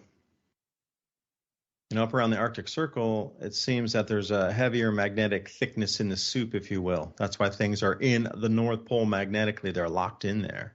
It's basically like a huge wall, like a big giant moat of magnetism that doesn't allow that usually to wander outside. And when it gets near that, it's so intense, that field on the north and the southern part of our hemisphere, that the magnetic field off of, I guess, say the core that's connected and equaling the sun's activity bounces back. Magnetism is going to be affected during this time. So, sorry, David. I was going to ask one more to top on that idea. Yeah, go with that, because you got to think about the geoengineering along with the Tonga, along with the electromagnetic field changes, and then what do we get? We're getting exactly what you just described there. It's indescribable, but if you put those three factors together, I'm sure they can tweak the atmosphere some way to affect what you're seeing. One more question on that. Recently, I got banned by NASA on Twitter. Do you think that fossil fuels are powerful enough in the atmosphere? Since we're talking about debris and particles in the atmosphere, CO2, we might as well get into CO2. Do you, in your opinion, because I don't think so, however, in your opinion, do you agree with NASA that fossil fuels are being used so much that they could end a interglacial cycle, as they told me it would? And I do have the screenshots to prove that. Yeah. It's hard to answer that. Yes and no. Yes, if you had such a dumbed down population that they know nothing about how the sun interacts with the earth, or how the sun's magnetic field interacts with the earth's magnetic field, and how our jet streams and cloud cells are affected by the intensity of that magnetic field. A really tight magnetic field, man, those jet streams and cloud cells are locked in place. You know, the planting and harvesting times down to literally the week of when it should be done. What we're seeing now is this magnetic field is moving everywhere, and all these jet streams and cloud cells are going out of their normal flows. That's why agriculture is down so heavily this year, especially, but last year was the beginning of it. And we got this year, it's going, these planting intentions from the farmers in the States are something so far out. Six Sigma is not even measurable during these events here. Because some of it, like Ohio, they would normally have at least 90, we're getting up towards, 85, 90% of their intentional planting that was from the USDA farm surveys that the farmers filled out and said, I'm going to plant corn, I'm going to plant this many acres of corn, I'm going to plant soy, I'm going to plant this many acres of soy. 100% of them did the survey, but now where they planted currently, there's only 8% of that entire intention planted in Ohio, for example. Like, this is so far off the charts of anything that it's possible to see. So if you knew this electromagnetic field change is affecting plants just like it does at Ransom's house, too baked in the sun, too cold in the shade. I mean, to bring it out, you're going to have to bring it out on a cart and then put it all back in because, to put out 30, 40 plants and bring them in and out by hand, that's a lot of work. You're going to have to put on like a four-wheel wagon that you had as kids or something, pull it out of the sun and into the sun and out of the sun. But if you as a government body knew that these changes would be here to affect global food production this year to the point that it would be unexplainable to the masses, we lost 40% of all the global production this year. And there was no fertilizer shortage, and there was no war in Ukraine, and there was no COVID, and all these things were just, we continued life as normal since 2018 and 19. And nothing had happened at that point. We would be coming to the same type of food shortages this year, naturally, through this cycle. Grand solar minimum onset right now. Or would you mask it with a bunch of wars and fertilizer shortages and bottlenecks and trade wars and diesel shortages and all these things, chemical plant fires, shutdowns of pipelines, no natural gas, we can't do anything with the ammonia or the nitrogen, my bad. Would you do that? Or would you tell the global populace that, we're going to lose food supply? Oh, by the way, it's going to be worse next year, especially 2024. What scares me, because, I'm looking at some of these numbers, the matchups of the 2025 Deagle numbers, they kind of match the solar forecast of how much food will not be grown in the country. I'm looking at it from a different fashion, not about the amount of war, but about the amount of food that won't be grown in countries so they can't support their own populations, even like the breadbaskets of the planet, based on electromagnetic effects. Now, if you knew that was inbound, you got choice A, tell the populace what's happening and hope for the best. Hopefully they'll work with you. Or B, you distract them away all through the entire thing and try to, you as government bodies, WEF, try to set up on the backside of this thing with the new cryptocurrency, with the new carbon credits, with the new digital IDs. You're setting it up for the next phase. The old one's going away. It's going to be gone. It's really going to be gone in earnest by October. It is really fading away. And this is a no BS assessment. And Ransom, I'm talking to you and everybody else out there on Rumble and YouTube and BitChute. And thank you for everybody joining in. Revolution Radio here. You all need to get ready. This is no BS assessment here. Seriously, this is it. It starts right now. When the crop assessments come in at the very end in the next 2 weeks, these farmers will tell you, we didn't plant this or we did plant this. And the numbers that the USDA intention planning had that they're giving us for the figures for the last of the year of how much we're going to harvest in the fields is going to need to drop minimum 20% on the first news release, maybe more. This is where we're going. Natural crop loss is based on the same cycle of electromagnetism. And the thing about it is electrical frequency changing, your mind is going to change too, where you're going to start to observe the reality around you in a different fashion. So that goes in tandem with both. You can't have one without the other. They're not disassociated. Electromagnetic field changes change plant, animal, water, rock. Everything gets changed by it. Everything, including you, the human, and your perception.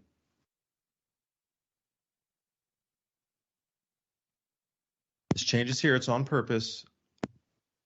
And I don't know. I was going somewhere with that about the Tonga and geoengineering and the magnetic field change, but I lost the thought.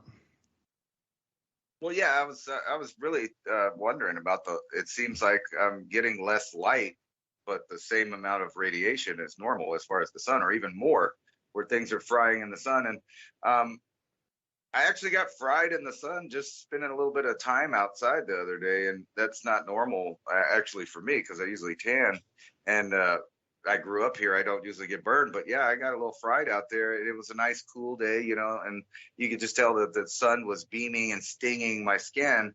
But like I said, it's still cool.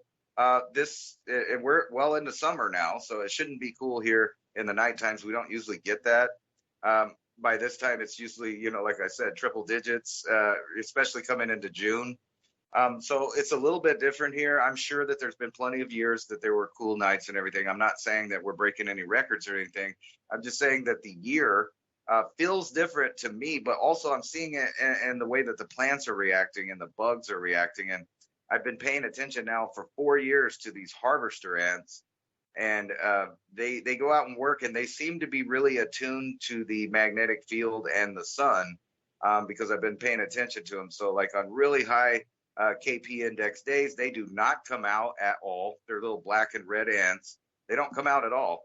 And here recently, even though the KP index has been all over the place, like up and down for the last couple of months, the ants really haven't been out that much, and their foraging seems to have already halted. So it's like they're waiting for the right environment to come out, and it's not producing itself like normal. So it's bizarre to me. I'm looking at nature. I'm seeing a little bit of change in the way that nature is acting. And I was wondering if literally that's, because we have tons of forest fires going in the West right now. And they're constantly putting up this stuff. And then, like I said, when you talk about the Tonga explosion, that was one of the biggest explosions ever. I mean, can you imagine? I'm sure they've done the math on it now, but the sheer amount of water vapor, blasted into the upper atmosphere. And as we all know, water vapor bounces light around. So all that light is going to be reduced getting down to the ground. Can I add something to that for you? Can I add a thought there? Absolutely.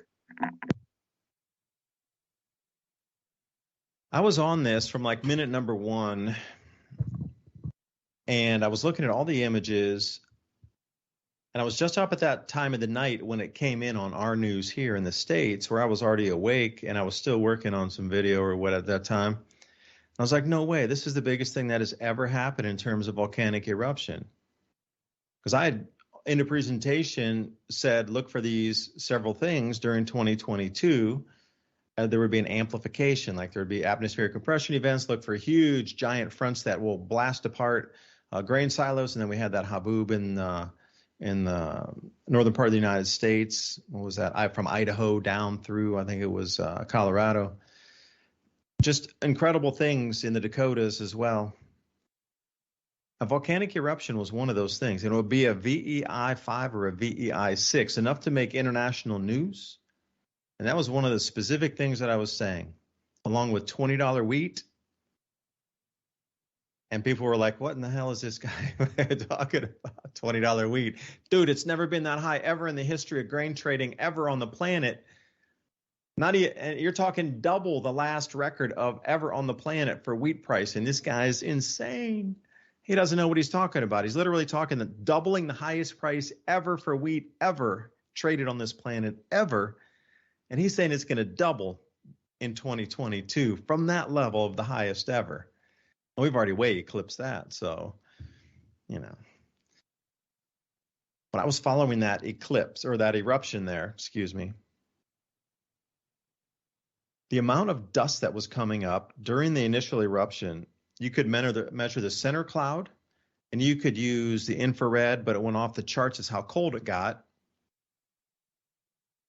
But at the same time, the space station was swinging around there because they were going right over the areas where the lightning mapper satellites were, but they were trying to get a visual of what it looked like because there was like 700,000 lightning strikes coming out of this thing from all the discharge in the atmosphere. Now, we didn't get a lot of those pictures, but I'm sure there were massive bolts coming out that were like, 16 miles tall, striking back to the ocean out of the center column, like crazy Tesla coil electric discharge off of that thing from the atmosphere. That thing went up 180,000 feet. Yeah, 180,000 feet is how high that column went. Now imagine discharge from that high up down to the sea level, or even going out and striking up something like a red Sprite, but then arcing back down into the ocean. Those are the images we did not get out of the space stations, but they were there every time flying over that exact area. And you know what was a startling thing? In the first days, like first 1 or 2 days, they had a bunch of images, and you could see the ash literally scraping the windshield of the space station out there. It's the craziest thing. And they had probably like 6 or 8 of those shots, and then those were the ones recirculated through everywhere across news releases, and then it stopped. There was not a single image after that. From the space station going over the biggest eruption in modern history, and they only had 5 photos of the whole thing. Like, what? Because that's what I was looking for. And another interesting thing, I was like, all right, you know what? I'm going to watch the live space station feed myself. Because you know where it's at, and they always have the camera moving, and most times it's live where it is over where it is. So I thought, all right, I'm just going to transit. I'm going to watch it. It goes around the Earth every 1.5 hours, so let's go ahead and I'll see the next transit over the area, and I'll look at it live and see if there's any ash from this area. It was like west off of Australia, over through Tonga, and then back down. I'm like, all right, this space station goes here 1.5 hours every day. So even if it's cloudy, eventually it's going to spin, and I'll be able to get a clear view sometime in the next, 3 to 4 days. And I tell you what, every single time, I never found even one view that was live of that update. Because you can watch the space station live, and it's usually you're looking at the glimpses of the African savannas going by out of the window. They're so proud of it. But during that time, you could not get a live image at all. It usually would peg off and stop off somewhere around Western Australia. And as it would come in, I wanted to see the beaches there and look at the outback and whatnot. But it would go to something that was already pre-recorded. It's a loop over for that entire transit from West Africa off way past Fiji, getting down toward the tip of South America. And then it would come back on. And I really believe, as me looking for ash images, I'm one of those weird guys. That's how I was going to measure the height of the ash column to see really how much debris there is in the southern hemisphere, in the air, that would affect southern hemisphere crop production. So that's the whole thing about it. Southern hemisphere is going to get whacked by what you're talking about. Ransom, that eruption was so incredibly tall that it transited our equator with ease. With ease. So now we have a lot of ash in the northern hemisphere, but the southern hemisphere is going to be choked. And this is why there's so many record cold, low temperatures happening in Brazil and Argentina and Paraguay and Uruguay right now. And record snows in all these places. It's just really quirky how one of the biggest eruptions in our last, at least 100 years just happened, but it's almost getting no coverage in the news, especially the ash fall. We got to look along where, even up to the equator, you got Brazil in there, and that's a huge producer, and Argentina as well. I mean, Australia's in the ash loop, and South Africa's in it. These are like major grain producers. So I think there was something masked during the event. I don't know why, but it should have been the largest. They should still be taking minutely images or hourly images going over those areas, and we could still get, because here's the thing. This is a clue for anybody out there looking for the research. What I noticed was the sunset and the sunrise, everything in the sky was illuminated like the ash layers, because they had one image, I do remember, right after the eruption, far off on the horizon, the ash was starting to sink into the cloud layers, but there were more cumulonimbus clouds above it. So about halfway up the columns, you could see where the ash cloud was this perfect layer. And then the white above it, but it was only at sunset, and you could see the layering within it. So if you're looking straight down on an object, you're not going to see it so much. That's why people always say, what about satellite imagery? Can't they look into the Navy base or look at the satellite imagery? Can't they look into Area 51? No, that's why they have all the drones flying everywhere, so they look into it from the side. It's the same thing. Yeah, satellite imagery, you can look straight down on an area of buildings or whatever, but you need the drones to fly like to the side of it to look actually into the buildings. And that's the same thing the sun did, was illuminate that ash column that's sinking on the Pacific at that time. And it was really thick, and you could definitely see it, very dense. But it was the illumination of sun at that angle at sunset. So if anybody would like to do a little research on that, I think our southern hemisphere crops are going to be completely, I wouldn't say wiped out to zero, but greatly diminished this year. So think about the psychology of we come into these massive crop losses here in the northern hemisphere, and everybody's going to be holding their fingers together. Please, please, southern hemisphere, have extra this year. We need it. You can export to us. Oh, Brazil's a swing trader. Send more grains. And they get wiped out even further back because of the volcanic ash. Forget the fertilizer. Now you're dealing with volcanic ash. We're a level above this. This is so far levels above fertilizer shortages. We're talking something that takes 3 years to come out of the atmosphere. We're talking about nature taking over now in the southern hemisphere, not man with his measly little fertilizer disruption. But that's where we're going, and I really think you hit that on the head too, man. You got a lot of good thoughts tonight, Ransom. Well, not to put you down in the downers, but see, I just see this, I guess, web, if you will. So I'm looking at, all of these stories coming out of Davos, these elites talking, and I mentioned earlier about the Pfizer CEO. He's pitching at Davos right now that even with all the tracking and tracing, and they brag about the intelligence surveillance of all the citizens of the world. I mean, you really have to watch these people talk to get what's going on. And they're not hiding it. They're throwing it right in your face. So this guy's sitting here talking about that it's not enough that we just watch where people go and we know where they went and what kind of stuff they watch and who they talk to. It's not enough. We need to know what's happening inside their body. And now, we've talked a lot about brain implants from kind of the two top billionaires. You got Schwab and you got Musk with two different, slightly different visions of how the future and the metaverse will be ran in the new world where everybody will be interconnected. But this guy goes even further. He's talking about that they will be able to know if you took your drugs on time, when you took them, and all of this stuff. So we're getting really, really scary. But let me skip you over to kind of what's in plain sight, and no one wants to talk about, is the eugenics aspect of what's going on worldwide. And we're talking about food shortages, famines, possible world war, all of these other reasons. But one thing that's not being, argued about is that food production is on its way down, and we're about to have some really hard times, even from the president of the United States admitting that we're going to have some food problems as far as what people are used to. But here, let me talk about this. So if we're in a world, and I go back to that thing you sent me about the population reduction, and I've said many times that just looking into it a little bit, you would realize that the overpopulation idea or theory is a hoax. Because of all of the Western Hemisphere and their population reduction programs on top of infertility, et cetera, not having children. And that leads me to this of how the eugenics are openly kind of talking about their plans for the future. This is CNN's Bash. I forgot what her first name is, but anyway, she's talking to the governor of Arkansas. And you can go watch the clip if you guys want to. Here it is. You can find it there at InfoWars. But anyway, they talk about how probably people just shouldn't live, or, it's a better idea that you would abort your offspring rather than them live in poverty.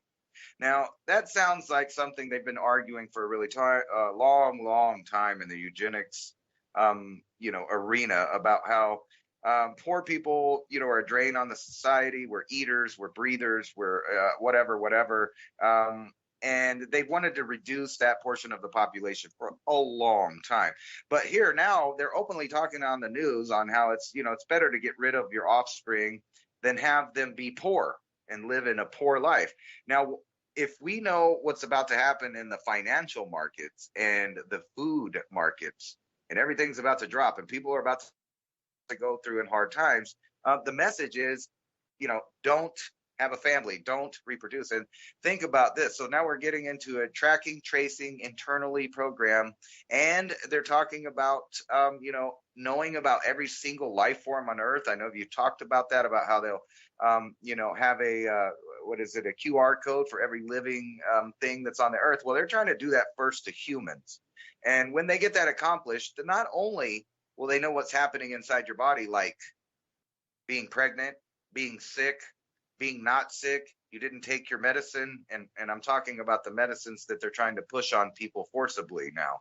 And then you have these people talking about, well, you just shouldn't have children as you're poor. You could really see how we slide right into the Chinese style of government, where these authoritarians are dictating on the scenario in which you can have a children, but not just that.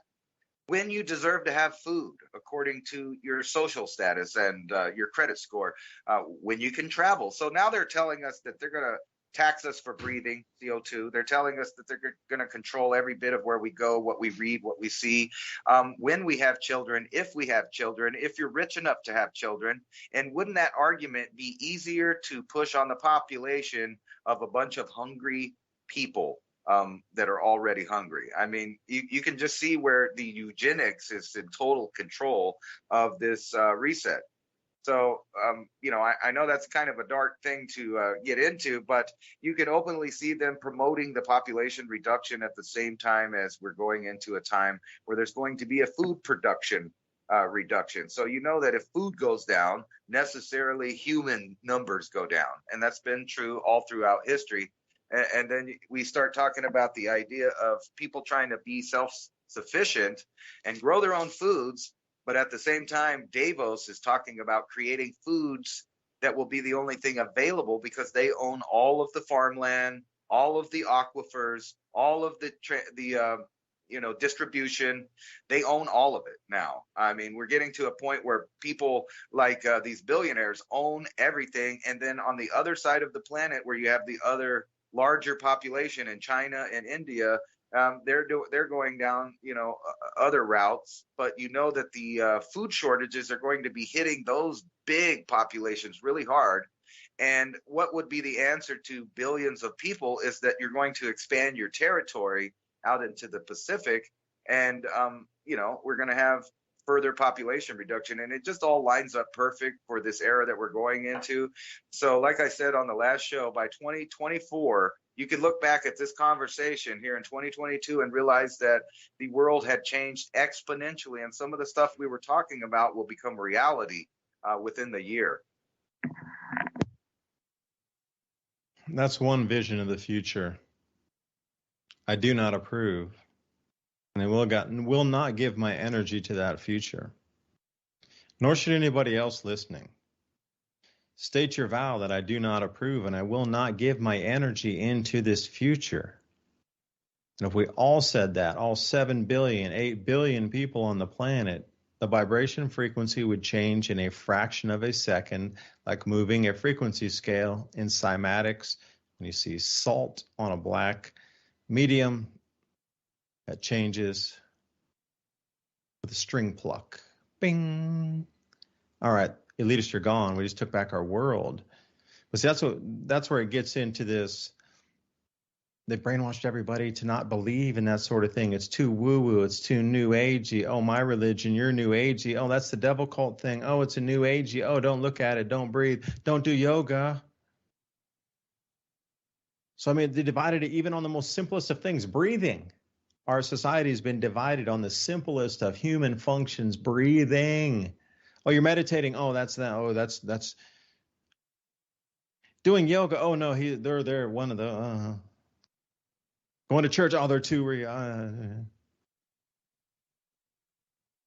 Moment of silence, moment of breathing, moment of reflections. Now they split us amongst these things. I mean, how brainwashed are I'm going to say we, because like the human species, our moments of breathing and reflection are divided amongst what's like allowed to breathe and reflect.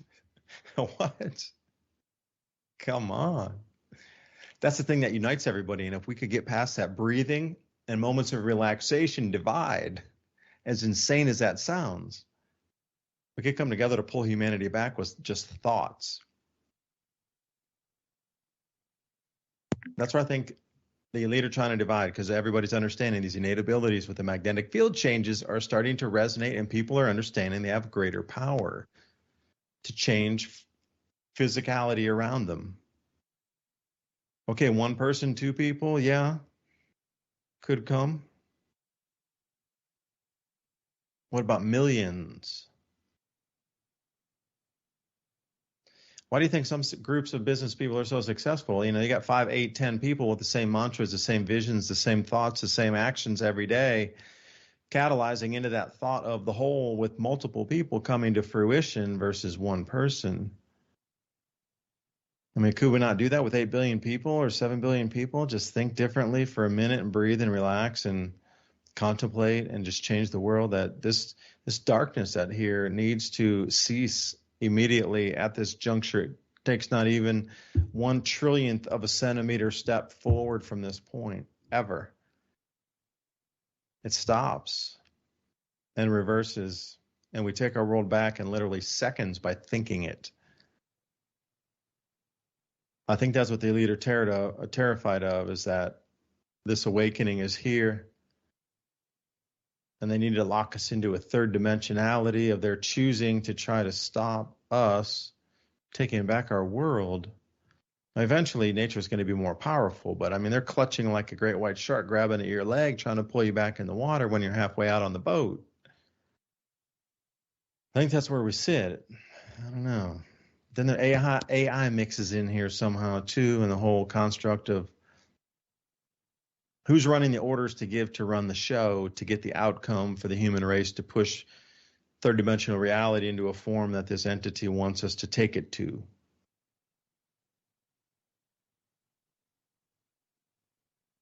Well, doesn't that kind of make it dangerous, I guess, in a way for people like us? Because kind of like on that movie They Live, except for the reverse, they'll see you. They notice you, that you're not being programmed by the program. Like I keep looking at events that, let's just call it that happened in the U.S. And ever since a long time ago, I kind of wanted to bring this up because you talked about the Tunga explosion and how there was so little photography and satellite photograph of what was going on. And I immediately thought of 9/11. The Pentagon, the most, videotaped place at the time, videotaped. It might even have been digital at that time. I'm not sure. But anyway, video surveillance place on the planet only gets 3 frames of the event that happened there. And then you start thinking about other things like, I don't know, shootings where the cameras turned off, or where people committed suicide unexpectedly, and then you find that the cameras are turned off, and of course the monitoring's off. So come on, really, technology. Hey, wait a second. Hold on. Technology is not that reliable. Why would you even rely on technology? Well, it's just funny that only real human events that would change the course of humanity seem to be the ones that no longer are observed by the mass population. And like you were saying, if the whole population observed something, they could also believe an idea, and you could make them observe an idea, a positive idea. But right now, what we have going on is a technocracy that's pumping out an artificial message in order to steer you in the direction that they want you to believe in, so that they can manifest it and make it possible. And I totally agree with you. And it kind of starts with like this radio program. Each person listening could absorb, the negativity and realize that it's been altered, manufactured, manipulated, and propagandized to you in a certain way to make you, like a sheep, go to the right pasture and eat the right grass and wait for slaughter. But we don't have to do that. You can turn it off, for one. You can not believe it.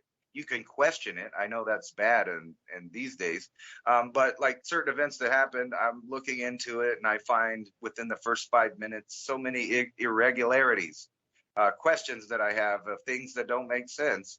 But I know at the same time, I can't spread those questions without being turned off, banned, or censored.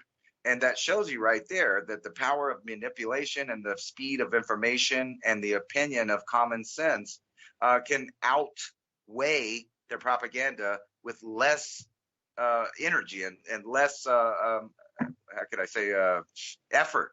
There's less effort in showing the truth than there is that they're producing the artificial world around you. So when you hear of all these food shortages and stuff, it shouldn't take you but 5 minutes to realize they are talking about the mass production and consumption of goods that they've tricked everybody into being in, and realize that you could break away from that immediately by taking some seeds outside and putting them in the dirt right now. I mean, like, it's simple, less effort than they're putting out to convince you that you need them. You need the grocery store, you need the supply chains, you need the gasoline. You may need those things, but in reality, all you need is existence in a space to be left alone on Earth and to work with that. And I always talk about that. It always revolves back around our interconnectedness with the Earth. So if your view of the world is purely the artificial human-made drama that they give you every day, then you'll never see that the real interconnection between you and the Earth is you and an individual having that connection with the Earth, and you don't need them. You don't need them to have this, and that's what changes your vibration. And whenever people see you doing these positive things and being positive, just like walking down the road, and you can either look at someone and give them a scoff and tell them to F off, or you can walk down the street and give everyone a smile and say have a nice day, and you will have two completely different days. And I think it's been proven that that person that you gave a bad time to in the morning went on to replicate that aggression, anger, and negativity, and they put it off on somebody else, which causes a domino effect. And so does the positivity.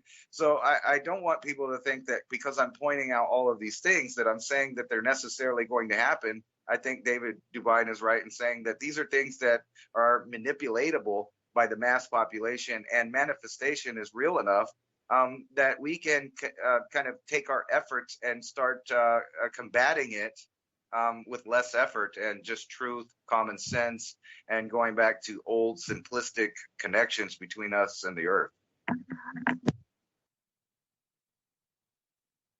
Well, those changes are naturally occurring anyway. It's hard to suppress the Earth's magnetic field or the sun's magnetic field. I mean, that moves all across the solar system, even way out to Pluto and further beyond. I mean, double the distance from beyond Pluto. The effect from the sun's magnetic field still rolls out there.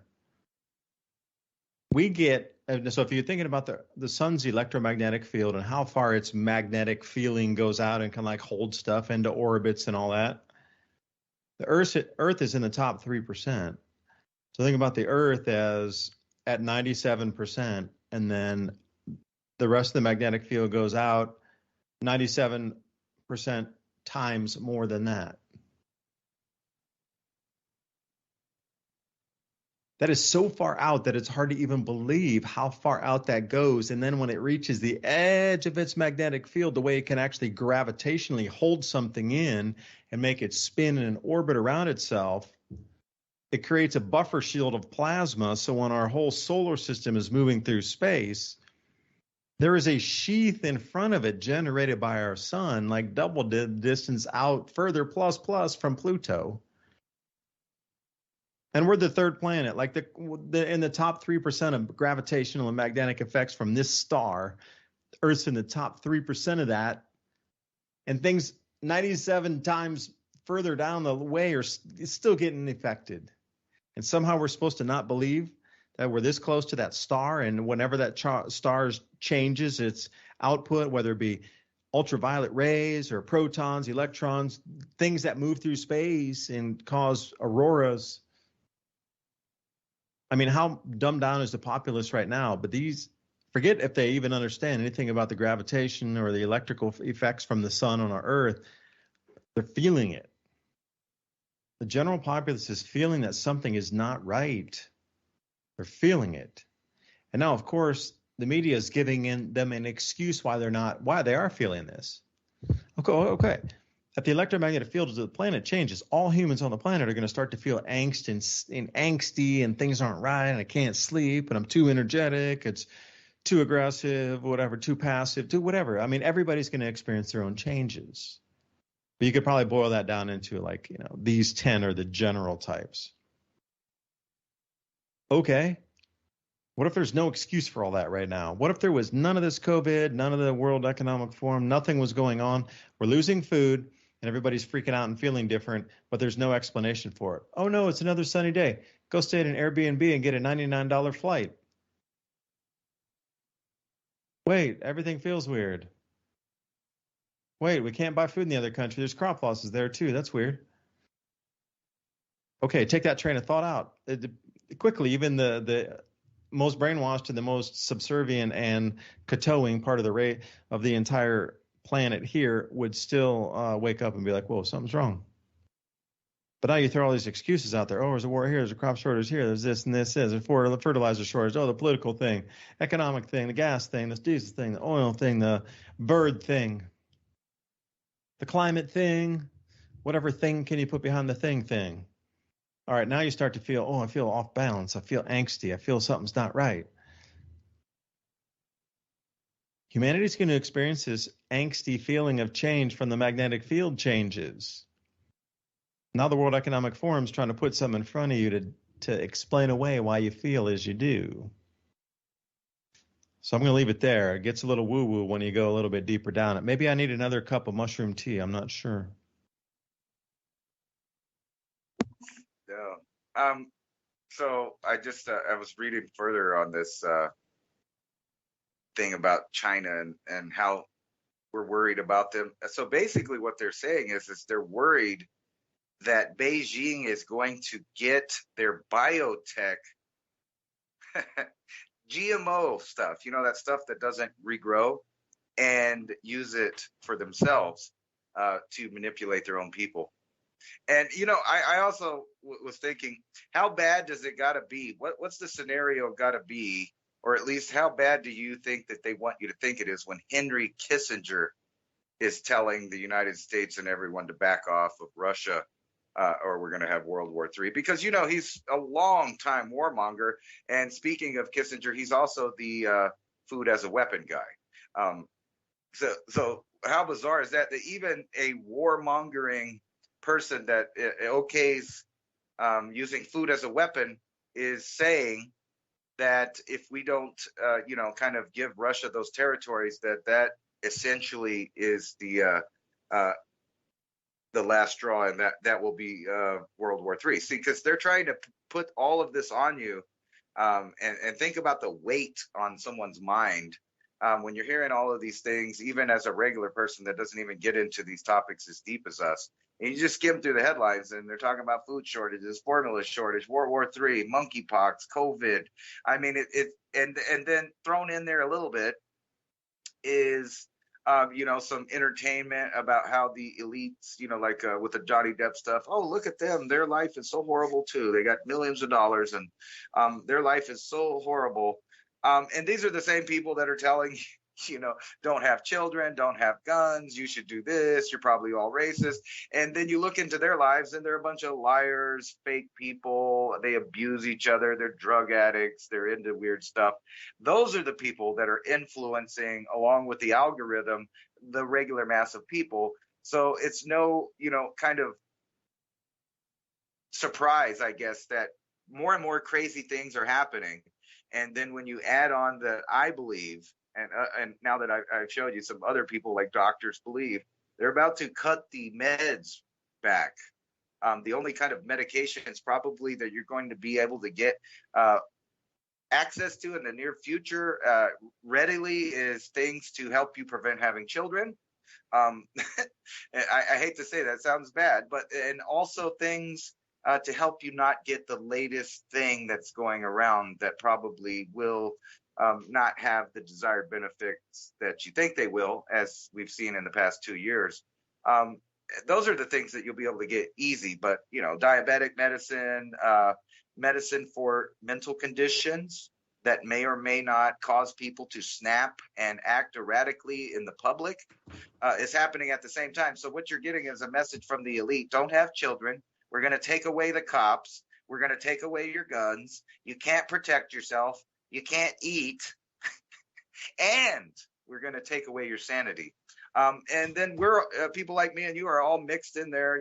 We're out there trying to make my beans grow, trying to make my corn grow, which, I was kind of complaining about the greens, but I'm going to have a bumper crop of corn this year. I mean, the corn is growing like crazy. It's great. Everyone I've planted just about has made it. I hope to have lots of ears of corn. So hopefully I can find a way to eat that or sell the seed to other people, or even just give it to them so they'll start growing it, because it really likes the sandy soil in the desert with just a little bit of water. So this year I'm going to get corn, beans, potatoes, and maybe some chilies, classic Native American foods that you probably won't go wrong on. And there was one more article, if we have enough time. I know we only have a couple minutes, but I came across an article of the 7 best or easiest to get mushrooms, edible mushrooms in the wild. I thought we might talk about foraging for the last 10 minutes here. Let me see if I can find that article. What are some mushrooms you know about? I mean, because we're about to go into a position that we're going to have to go back to old resources, getting the things from the woods around us, growing things that you wouldn't normally like to eat so much. However, they are good, and people are going to have to re-immerse themselves into cooking to make things pleasurable when things get rough. We do have a lot of mushrooms up here. I have this most incredible book called Foraging in the Southeast, the Mushrooms of the Southeast. And there's a lot of bolete mushrooms up here. Those are the types without gills. And I don't know, it's hit or miss for each time of the season, especially like in the springtime, you're getting some of the chanterelles and the shiitakes. I mean, there's forest fires around, and sometimes if things burn, different mushrooms growing in just after a forest fire year. And I've seen some blue calves. Some of those, there's one called the vomiter that looks very similar to a psilocybin mushroom growing out of a cow patty, or at least in a cow pasture. They're way bigger. They're like the size of a dinner plate. And sometimes people mistake those. And if you do eat it, you're not going to die, but they call it the vomiter for a reason. Don't eat one of those. But there's all kind of mushrooms through the season, but I found there's very few that are edibles. And, most of them that you would identify out here that are actually even in the mushroom identification guide say, yeah, it is edible, but, sometimes gastrointestinal effects happen, like gas or bloating, that sort of thing. So, doing mushrooms is one of the most dangerous that you can get. But if I want to add one thing, Ransom, May 31st is going to be either the biggest meteor storm you've ever seen in your lifetime, hands down, like 1,000 per hour of shooting stars, or it'll be a complete dud. There's going to be nothing in between. And I think they're setting us up for like this bringing on the cosmos kind of thing, because all this going down right now, if we had a meteor shower on the 31st this month in May, that brings down 1,000 shooting stars per hour, and it's on film everywhere and it's going through the media, that's just going to freak people out even more. But thanks for coming on tonight, man. Sign us out. David Dubyne right here signing off. Revolution Radio. Ransom's going to take us out. Thanks, Ransom. Yeah, thanks for having me. And like I was saying, it's the time to learn new skills. We're getting into that place where only you can take care of yourself. It's been like that. Only we can take care of ourselves. Even the Bible says that. So get ready to plan something this weekend. Your survival's in your hands. See you next week.